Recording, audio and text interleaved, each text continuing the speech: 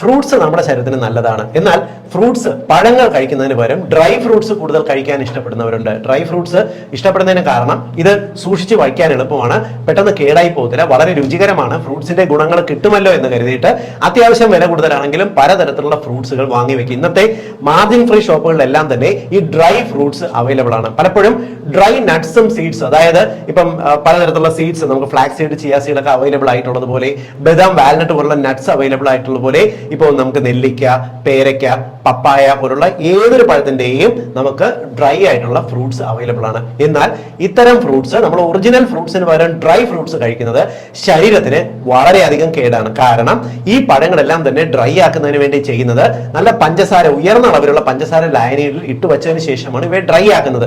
കേടാകാതിരിക്കാൻ വേണ്ടിയിട്ടും കൂടുതൽ രുചികരമാകുന്നതിന് വേണ്ടിയിട്ടുമാണ് ഇങ്ങനെ ചെയ്യുന്നത്.